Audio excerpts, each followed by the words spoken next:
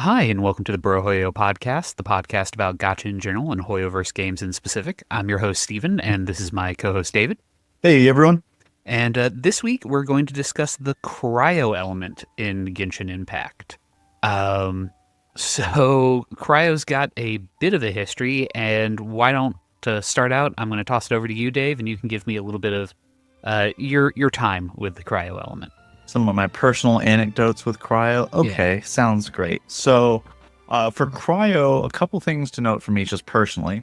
One, the Cryo element had the first character that made me break my free-to-playness, in that I purchased the battle pass to be able to accrue enough currency to guarantee I could hit the character, and that was Ganyu. Was the first character that made me quote unquote break the bank. Oh, okay. The second thing about the Cryo element, that would be a fun fact anecdotally with me, is Yulo is being one of my favorite characters. She's, I have like a hand, well, not a hand drawn, but like a user created mouse pad with her. So it's beautiful art, one of my favorite things. And then also just not anecdotally for me personally, but just for everybody out there, if we remember that Cryo has been honored with the sole collaboration character. Some of you may or may not remember. Alloy is the collaboration character, and she is of the Cryo elements. So, while nothing to write home about really at all, it was worth noting, if not only for the meme of Genshin does collabs. Yeah, true. Yeah, for me personally, Cryo was the first element that I had a main DPS character. I had Ayaka as my first 5-star limited. No, technically, Kazuo was my first limited character, but my first main DPS was Ayaka. She was basically who I built my first teams around. And she's also functionally the only Cryo character I really have that's 5-star. That I used regularly. I did end up pulling Eula at one point, but she has a little bit of foreboding and foreshadowing. Eula was dropped off the radar of my usage, so a little bit of a glimpse into the future there. But do you have any thoughts on Cryo in general before I either jump into the data or go into a little bit of a spiel about them? Yeah, I mean, for Cryo, as a whole, I mean, a lot of early teams, I know that that I saw and that I used for kind of freeze teams, and then as we got different content and freeze teams, you can't really freeze the big bosses so much, so those kind of teams maybe fell away as others came into play. The first really cryo-based team that I used was based around Eula, and then it wasn't even based around cryo damage. It was based around shredding with the reaction with Raiden Shogun, and then doing big, white physical damage. It wasn't even about the cryo damage itself. But if I really go to my first true pure cryo damaging unit, that would have been where I had my Ganyu team, which involved her, Shenhe, um, Mona for freezing / taunting, since Ganyu being a bow user type of rotation there. But let's kind of jump into the data, because we do see, I think maybe the trends will show this a little bit in terms of cryo usages from from Cryo's All Stars, seeing less and less usage as time went on, to just really Cryo as a whole. I think has seen less and less usage go on. But let's dive into that discussion, Steve, and see who are we going to be talking about today as the workhorses in Cryo, and where have they come since, all the way back in 3.0. Yeah. So basically, we have 5 characters that I've plucked out as quote unquote workhorses. Technically 4, since one of these is a support. But 5 characters overall. I'm going to start with Ayaka, and mainly because she had the highest usage rate in the data set that we have. During the beginning of 3.0, she was actually sitting at around about 70% usage in 3.0 and 3.1. She was 70s, 60s percent usage rate. I think part of that is because she had the banner that would not end. So a lot of people had high constellations of Ayaka. They have her weapon. She's a much pulled, much used character, especially at around that time period. Really quickly, when you refer to the banner that would not end, would you elaborate on that moment, please, for those that maybe were unaware or have forgotten?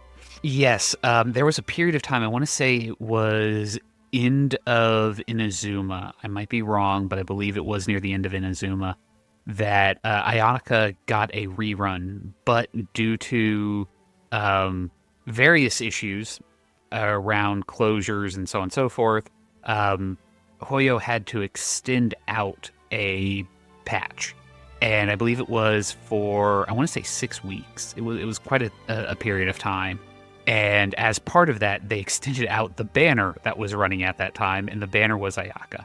So there was at least a period of time, I think it was like 2 months almost, where the only limited 5-star character you could pull for was Ayaka. And that was it. Like, it was her and the standard banner, and those were your options functionally. So yeah, her banner just did not end. It went on forever. If you were somebody that has to pool, like as soon as you get those primos, you got to turn around and use them. It had to have been a rough period, or you got a couple constellations and she became your go-to unit for a while. I do think that is also part of the reason why in the data she is consistently the most used unit for most of this data. There are some caveats to that, but she is handily the most used cryo unit, over time. To follow that up, how about, I believe you had some information on Ayaka and her teams, and then we can move on to the next character. Sorry. Yeah, as part of our mini series, reviewing those for those that listened to our Hydro episode last week and then our Pyro episode the week before, we're going to be breaking down a few of these characters in terms of their usage rates over times, and then things that have changed as new characters have been introduced, and then also kind of giving you the builds for some of these characters. So if you are interested in building them up on your roster, if you already have them, or if you're interested in ultimately pulling for them when they do their reruns and trying them out, just to kind of give you guys just a quick overview of the character and how to build them, right? So as far as Ayaka goes, excuse me, all characters, again, signature weapon is going to be their best weapon, so that kind of goes without saying. But as far as some different options or free-to-play options, or mostly free-to-play options, Ayaka is going to have other choices such as the Haren Gapaku Futsu, which is another 5-star weapon, but you have the Black Sword as a 4-star weapon, which is the Battle Pass weapon. And then you have the I mess it up every time it's referenced here, but the Kakuguchi, which is the other 4-star weapon that is available through world quests and I believe ultimately craftable. For her best artifact set, Blizzard Strayer is going to be the best artifact set for her to boost that cryo damage. And then being a main DPS unit, the main stats here are pretty standard build. Your Sands, you're going to be looking at attack percentage, Goblet, cryo damage, Circlet, crit damage. And then you have your substats focusing on crit damage, energy recharge, attack percentage, crit rate. And then an example freeze team would be something like Ayaka, Shenhe, Kazuha, and Kokomi would be an example freeze team for her. But that's Ayaka in a nutshell. So tossing it back to you, Steve. Yeah, so let's go right into Ganyu. She's the other workhorse of Cryo as far as like main DPS tentpole characters, I would say. Ganyu herself did see quite the same usage, and I think it's a playstyle issue. The charged bow playstyle is not a lot of people's preferred method of interacting with Genshin. So she is less popular than Ayaka over time. But at the beginning of 3.0, she was floating at around 40%, a little bit below 40%, 35 to 40. And I guess I forgot to mention where Ayaka left off. But over time, there's been a downward trend. In general, it's dropped into below 20% for both Ayaka and Ganyu. As of patch 5.2, Ayaka was used 12.33% of in 12.33% of teams, and Ganyu was used in 13.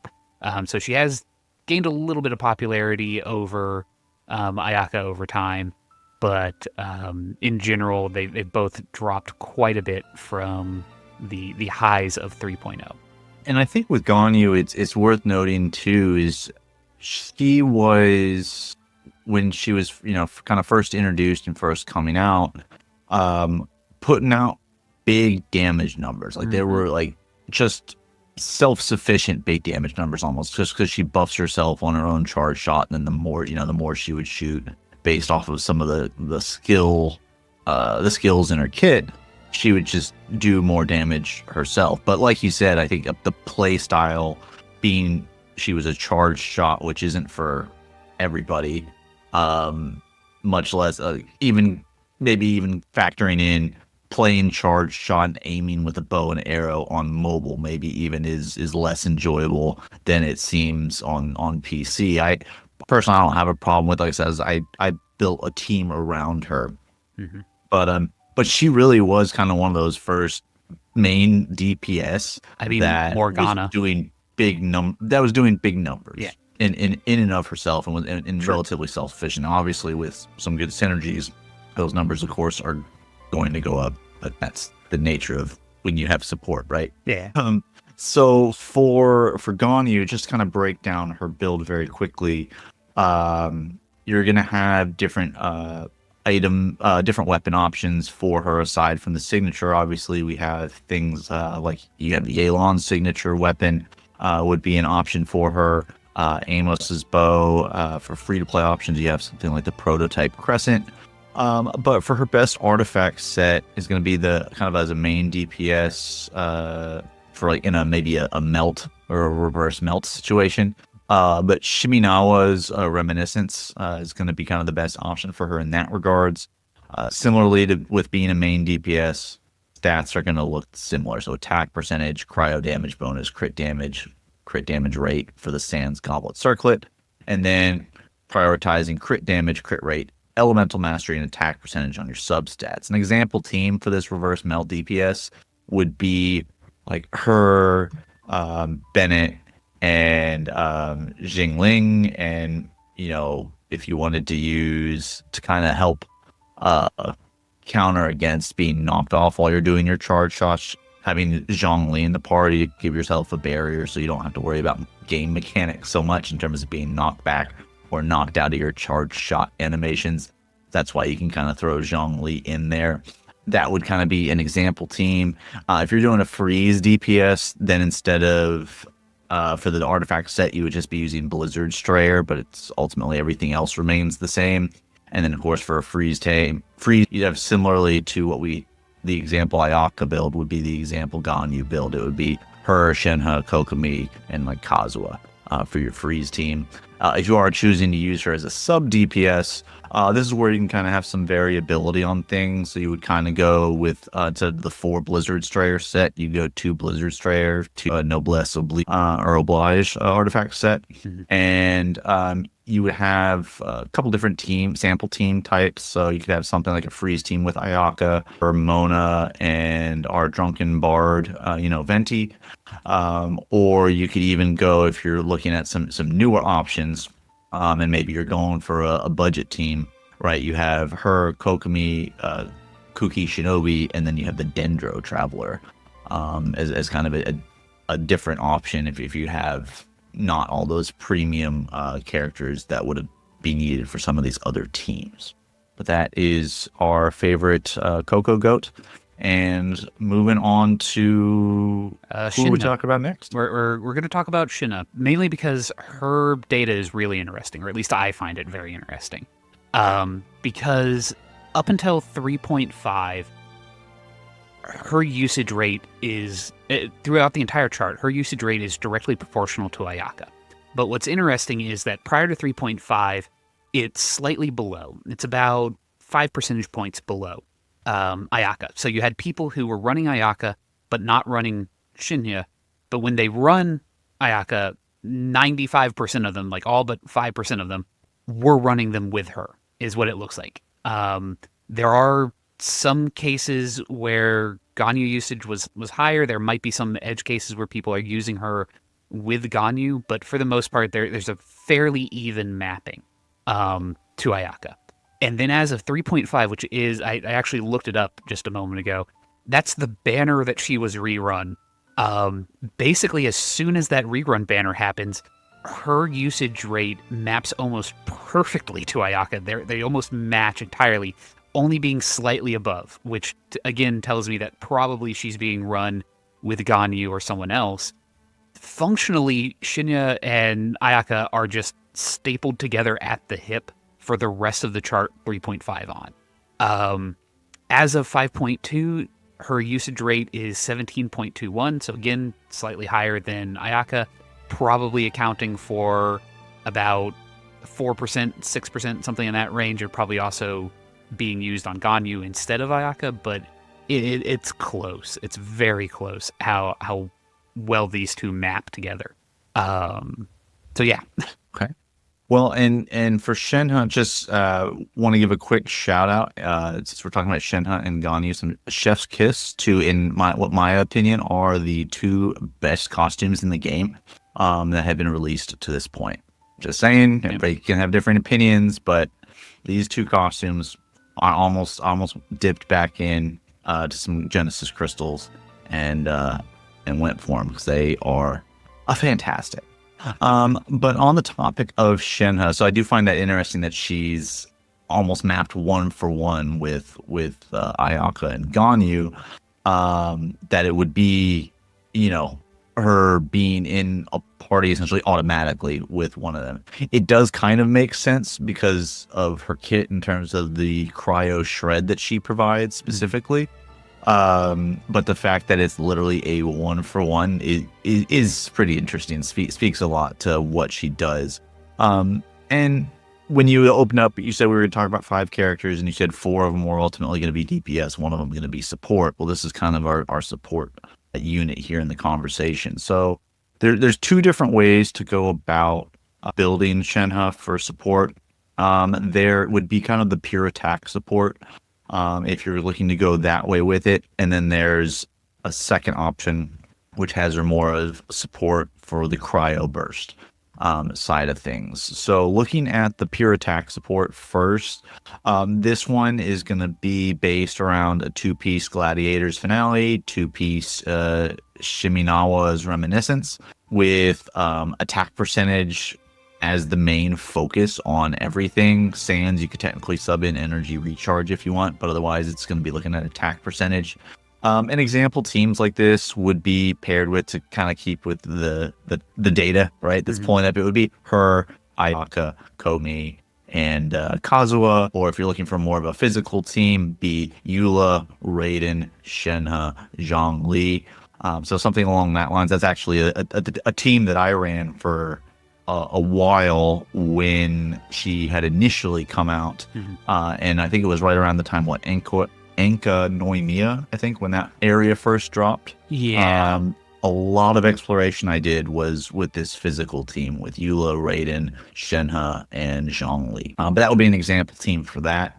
If you're looking at the cryo burst support, you're going to be, and I'm sorry, for weapon wise, true for both of these, for free to play, Favonius Lance, it's going to be kind of your best options. You do have the option of the catch as well if you've grinded that with the fishing reputation as being another kind of free to play option, but the Favonius Lance probably, unless you've intentionally grinded the catch, going to be your easiest choice. But for the cryo burst support, rather than going kind of a 2-2, you're going to be looking at a 4-piece Noblesse Oblige artifact set with a little bit more variance in terms of the main stats. While yes, you can still look at attack percentage and may still be what you want to ultimately look at, energy recharge on the sands is okay. Cryo damage on the goblet is okay. And then the crit rate, crit damage on the circlet is okay. And then you're still prioritizing attack percentage, energy recharge on those substats. And teams are ultimately going to be the same as far as an example team. It's just a question of, are you focusing on the white damage and the shred from the like the raid and electric and cryo interactions, or are you focusing more on the cryo damage itself? Right. So it's just a question of which way do you want to look at it. Okay. Fair. I did hear you mention Eula in one of the teams, and it's going to be Eula's turn. She's a cryo character, despite the fact that most of her damage is just physical, but she's cryo, so she's in this grouping. Her usage rate is fairly low across the board. She was only above 20% at the beginning of 3.0. As of 5.2, over the course of those two patches, she has dropped down to 3.31% usage rate. And unfortunately, there's just been no support for physical damage, really. There's been a couple one-off characters that have been kind of done something with the gimmick, but it's kind of a gimmick at this point. As much as that, I think, pains us both, because I think both of us would have enjoyed something with physical. But who knows? Maybe Conria will be the physical patch. Well, I like I mentioned earlier, I have a soft spot for Eula. She's somebody I've spent a lot of time in my overworld team and traversing Teyvat, exploring, and using her to clear a lot of content initially. So, when she was first introduced, I remember, seeing her trailer and thinking like how elegant, she looked, even though she uses a great sword just to throw it around so weightlessly and yet so impactfully, in terms of her attack animations and everything that went through with her. Always really loved doing, utilizing her and was excited to pull for her.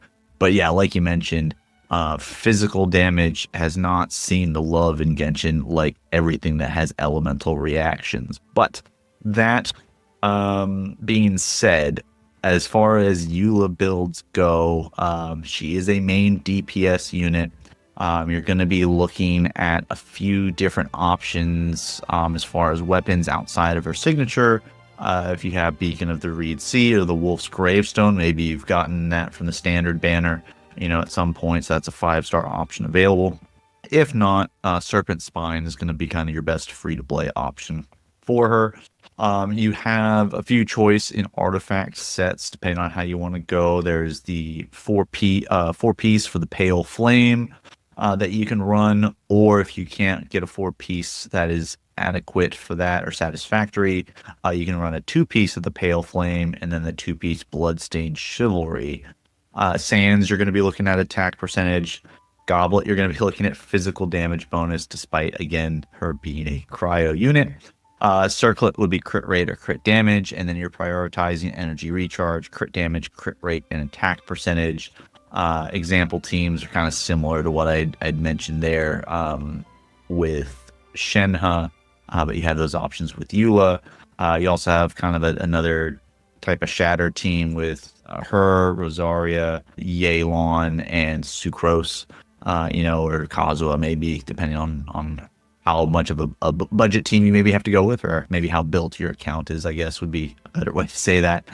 So those are going to kind of be some sample teams for Eula, and one of those characters that you could definitely have the biggest damage per screenshot with her Grimheart stacks and getting those built up with her ultimate. But man, was it disheartening when you missed with that, or you killed the enemies before the ultimate went off, thus wasting the big, nuke essentially of the ultimate. But who knows? Like you said, maybe somewhere down the line, physical damage will see a renaissance, and Eula will make it back into some more popularity. A shame, because she is such a, to me, a very, like I said, beautifully aesthetic character. So. Yeah, and unfortunately, we've now hit our final character that we will be covering.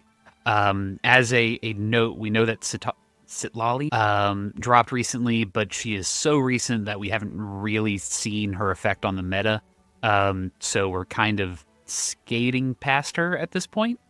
So instead, we will be talking about Worthsley, I believe is how you pronounce it. There's too many vowels in this name, but I think Worthsley is how you pronounce it.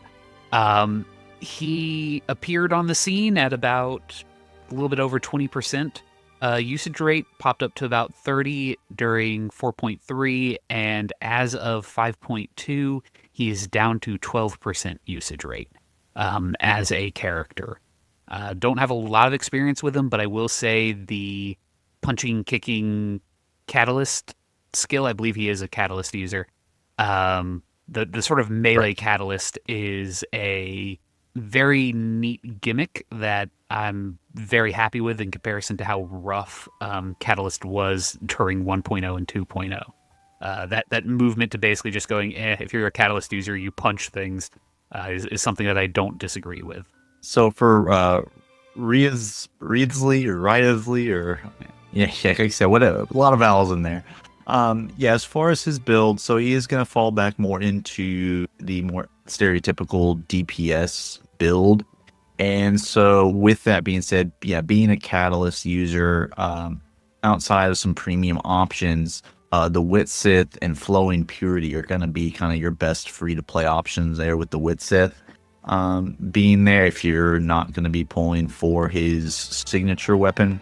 And then as far as the best artifact set, you have the, being a Fontaine character, there were sets that came out during Fontaine, and much like Fontaine units I mentioned in previous weeks, I think I've stalled long enough because I cannot pronounce this set for the life of me, but the Marachose Hunter, Marachose? Marachausi. The Marachose Hunter set is going to be the best artifact set for his Cryo DPS build. Sands, you're looking at his attack percentage, cryo damage on the goblet, circlet, crit damage, and then prioritizing substats of crit damage, attack percentage, elemental mastery, crit rate, and energy recharge. A couple different team composition examples would be maybe a melt team like him, Kazuha, Zhengling, and Bennett. Or you have a freeze team of maybe Farina, Kazuha, him, and Charlotte. If you wanted to do something like that, would kind of be some different examples for the warden of the underwater jail. So I know we mentioned briefly Sitlali being new, and we did a kind of a more in-depth dive upon her launch. I do just want to kind of recap very quickly, go through her build. She is more of a support type character. She is going to be kind of one of those characters that really best functions in a melt or a frozen team, and then supporting within those characters. Being a Catalyst user, you're looking at different options for her outside of her signature weapon, as the Wandering Evenstar, Sacrificial Fragments would probably be two of your better free-to-play options for her. And then her kit does scale from Elemental Mastery. So being said, that's the priority on the main stats, and on items that can't have that be a main stat. That's the priority on the substat. And then, of course, energy recharge. You can go with a pure Natlan team almost, essentially with her, Jalonin, Malvika, and then Bennett. Or you can go on like a freeze melt team, maybe go her, Yelan, Arlecchino, Bennett, something to that effect in the combo of like a melt freeze or a freeze team for Sitlali. I would imagine we're going to see maybe probably a high usage for her with having that synergy in the melt teams with Malvika also having been pulled. I think those two will probably synergize pretty well together. And then there's also very quickly just a second support build that's kind of a cryo hybrid support. So if you can't hit as I didn't even mention the best artifact set, but the best artifact set was Scroll of the Hero Cinder City for both of these builds. So I'm sorry, that was my fault on skipping over that. But yeah, the Scroll Hero of Cinder City would be the best artifact set for both of these. Now for her support hybrid build, while yes, we're still prioritizing Elemental Mastery, you can also fall into similar main stats of cryo damage on the goblet, crit rate, crit damage on the circlet. But at the end of the day, elemental mastery is going to be king for Sitlali. Okay. So with that, that's basically all of the usage data. But I have thoughts on cryo, and so I am going to pull out the soapbox for a minute Okay. and just discuss cryo sort of as it appears in the data and sort of where it's at now. One of the things that we've done through this is kind of mapping the Archon to the element. Well, at this point, there's only one element that we have that doesn't have an Archon, and that's Cryo, so we can't do that for this one. But I do think that as an element, crit damage is sort of the stat that represents Cryo the most, primarily because of Blizzard Strayer. That the fact that so early on in the game, they had an artifact set that made getting 100% crit rate so easy and incentivized building crit damage so much. In a lot of ways, cryo, at least in my mind, is very heavily tied with crit damage, specifically. I don't know if you have that association, David, but for me, that's a very strong association.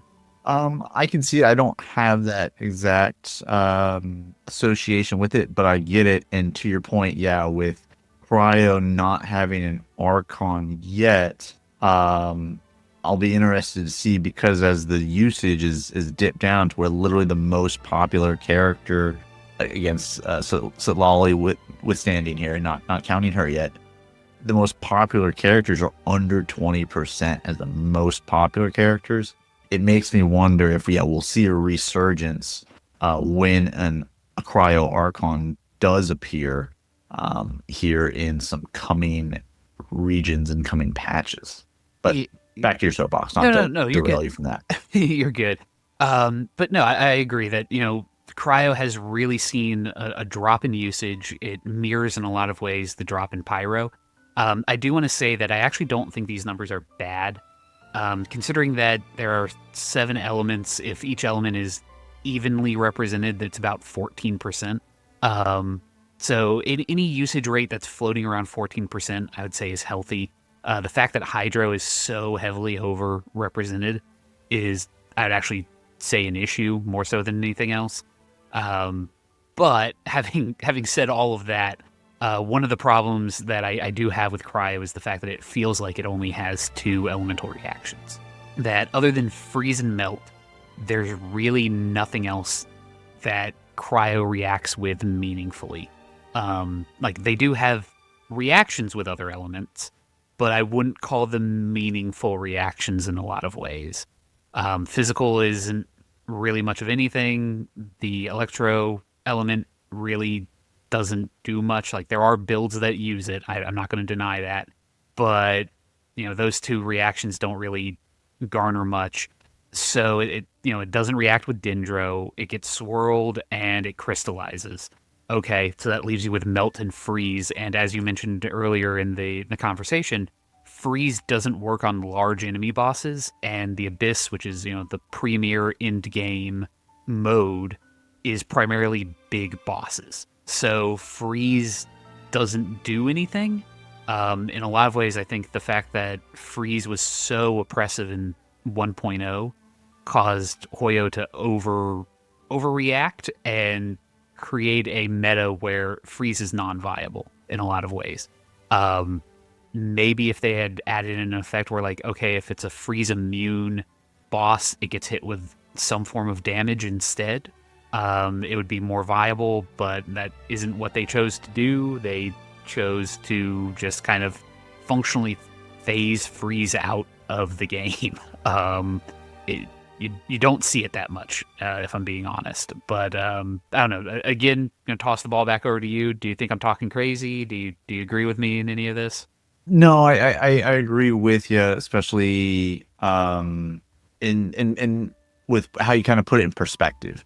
And I think, coming off of our Hydro episode and how many Hydro characters there are, and then especially just how, for lack of a better word, fluid they are to fit into teams and just synergize with different elemental reactions, whereas Cryo, very limited realistically, in terms of what they interact with, and because they don't freeze big bosses, that maybe does kind of put it in a little bit of perspective. That yeah, it's not that they are like so low. It's just that Hydro is so high in terms of its usage, but still, based off of the usage numbers, and it's just been a constant, like, if we're doing a chart over time, it's a constant downward trend.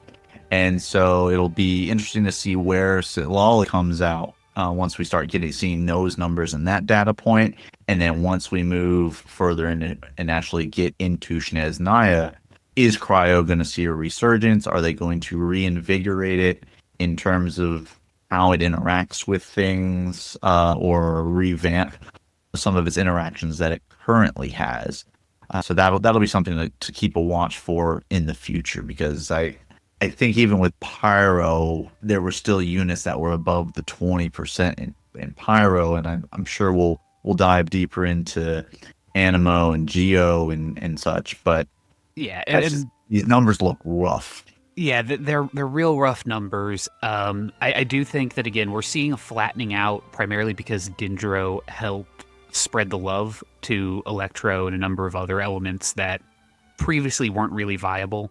So we've seen a leveling out, especially again 1.0 and 2.0 was the Pyro and Cryo, cycles. Those were the two regions where if you were a main DPS, if you weren't Pyro or Cryo, nobody cared, because if you couldn't freeze or you couldn't vaporize, there was no interest.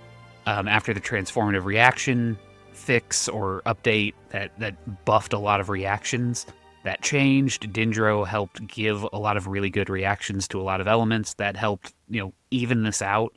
So Hydro being the outlier, I think we're seeing a movement to a more healthy meta overall. But really quickly, I do want to circle back around to, you mentioned Sneznaya. My biggest concern with the Archon is that when they release her, her gimmick is going to be freezing now works on big bosses, and that's going to be the limit of like what her gimmick is. That basically she just removes the freeze limitation there, and I don't think that that's the healthy way to bring Cryo back, but it's also the easiest way to bring Cryo back. So, sort of, I guess, bug in the ear. We'll see next year what comes of it, or I guess this year, because she should drop late this year, Q4 this year. So when she drops, we'll see. But my big concern is that basically they go the lazy route and they go, no, the Cryo Archon can just freeze anything. That's her gimmick. She just is the freeze person, and Cryo gets continually pigeonholed into, you have to run this one character. An Archon, so not bad, but still. We'll put a pin on that for Q4 this year. I'm gonna say they don't take the lazy way out on that, and it could be a gimmick, but if it is, I don't think it'll be the only gimmick that she has. So, we do have a couple things. I know I know we had a huge episode last week with Hydro and Cryo. It seems like we just breezed through it. They're not. It's not that deep comparatively speaking. We do have an event to talk about, I think, Steve. So I want to get over to you for that, and then we have just a couple little notes from outside of the Hoyoverse realm. Get to, but let's jump into events, and so for that I'll throw it back to you. Right. So the event that we're going to talk about this week is from Genshin. It is the Enchanted Tales of the Mikawa Festival. It is a story event. In the world, you can get a pretty good limited. I want to call it limited edition, but a limited time spear with a neat effect. It's very similar to the umbrella sword that they had a little while back. For Inazuma, so it's kind of a yokai flavored weapon. Overall, it's pretty decent. Pick it up if play the event if you want the weapon and the primos. If not, then hey, no shade. But yeah, that's it for the event. It's not a lot to cover, unfortunately. All right. Well, we don't have any new characters across Genshin, Star Rail, or ZZZ. So just diving into other gotcha news. And so A couple things to talk about here with this one. In other Gotcha news, first, I mentioned it in this past week's episode. Nikkei just kicked off their second collaboration with Evangelion. So with that, I've introduced some new alternative characters, and yes, these are going to be second versions of collaboration characters for like Asuna from the Evangelion anime or IP rather, I should say. And so with this, it's a whole new like little custom map how they do that you can traverse and look for shiny things for additional items and such. They also, one thing I didn't mention last week, which I apologize I forgot about, there's a new gotcha skin for Helm. So if you are a fan of Helm and have $60 that you in all actuality will probably end up spending, Helm has a new skin available for her base character. So because she does have the limited summer event Helm that came out 2 years ago, but now for her base skin you can gamble for a brand new gotcha skin, which has new voice lines and a new skill cutscene and et cetera, et cetera. So everything, all the fun things that come with that. But that is going to be that. Also includes a fun little new mini game, which is basically like a little bullet hell mini game that you do, and you fly your ship around, avoiding things and shooting the bad guys. As it were, I enjoy this mini game better than the mini game from the last event they did with the pirates, where you serve the tables, the different dishes. I like this one a lot better. So if you like bullet hell type games, you can check out the mini game going on within the event. Other gotcha news: Tribe 9 officially launched this past week. So this is going to be kind of like it's a Zenless Zone Zero action RPG type thing. Excuse me. It had not been as well received, I think, on initial launch day and maybe in some of the CBTs as they would have liked to have been. But if you are looking for a new itch to scratch and like action RPGs, Tribe 9 just launched out. There is a Steam client, so if that's another thing that maybe gets you to try a game as opposed to playing it on your phone, or if it's own standalone PC client, you can manage this one through Steam. Another game I've kind of been following that had their first closed beta test this past week, Duet Night Abyss. Basically, another action RPG, looks very similar, giving me kind of Wuthering Waves type vibes. I've been hearing a lot of comparisons drawn to it from Warframe. So basically Warframe, but with waifus. So I'll have to look a little bit deeper into that connection because I'm not as familiar with Warframe, but based off of the initial gameplay stuff that I saw, yeah, it just kind of gave me some Wuthering Waves vibes with that action RPG style, and again with waifus apparently. And the last thing I saved here was probably the funniest, well, the best or the funniest for last, and that is the launch of a new idle gacha game, Enigma of Sepia. And for those of you that are familiar with this one, you probably know what I'm already getting at. But for those of you that don't, take, if you would, your favorite IPs. So One Piece and Luffy, or Roronoa Zoro, or Jujutsu Kaisen, or Dragon Ball Z, and take your main protagonists in them and gender bend them, and then change their names so that it's definitely totally not those things that I just said. And you have Enigma of Sepia. It seems like it's an IP lawsuit waiting to happen, but maybe not, because they've changed things just enough. But you can definitely get your totally not female Luffy, and you're not, and you're not definitely not Roronoa Zoro, but female Look, characters as you play through it. it's an homage. It is an idle RPG, and from my understanding and reading some player feedback on it, it is one of those games where it doesn't take one, doesn't take two, 3, 4, or even 5 copies, but it takes upwards of 22 copies of a character to max unlock them. So I'm sorry, what? 22 copies? 22 copies to unlock them. So total economy is probably not as stingy as say Genshin would be, but let's be real. If you Ooh. have a when you have a game like this, you know exactly what it is. I'm not going to accuse it of what we all know it is. We're all thinking it and we know what it is. But the IP stuff on top of the type of gameplay that it instills, the different gameplay modes, and then the fact that in terms of rarity, you have your standard, R, SR, SSR, and then you have your UR, and then I think they even have two or three things above UR.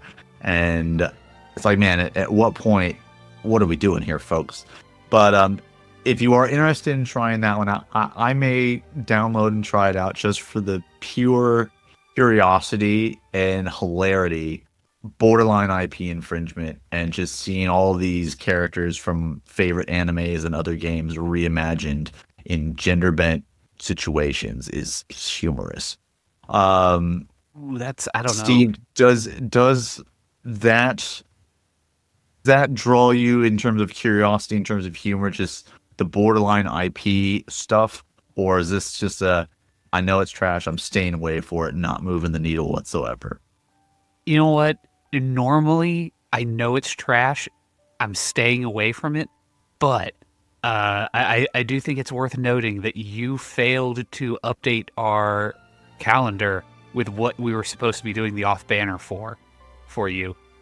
So I will show mercy, infinite mercy, and I will let you swap this in instead of Thunderbolt Fantasy if you want to. So for those of you unaware of what Steve is referencing, go check out our off-banner episodes that we run typically over our breaks or holidays where we discuss things that are not gotcha related. But he's thrown an idea at me for an upcoming episode, and I am kind of dreading having to watch this, and praying to find a replacement. So maybe that's what this will be. Maybe I'll go try this out and we'll give this a go, and this can be our discussion. But we'll discuss that at a future time off record. But that's going to do it for us this week. We want to thank you guys for joining us. Let us know, what your thoughts on the state of the cryo element are in Genshin. Maybe you guys have a different take, or maybe you think that cryo's not dead and we're just completely off base for saying so. If you did enjoy the episode and you'd like to show your support, be sure to follow, subscribe to the channel down below. You can email us at brohoyopod@gmail.com with questions or suggestions for the show. We also have a link to the Discord in the description, so you can join us over there for more news like this, organizing game nights, and then other content notifications as well. Be sure to join us next week as we continue this mini-series on elemental teams and characters in Genshin Impact. We'll dive into the usage rates and where they are now, key units, and builds. For this, we're going to be combining the Animo and Geo elements next week in the episode. So until then, keep gaming. We made a choice, go fight against your fate.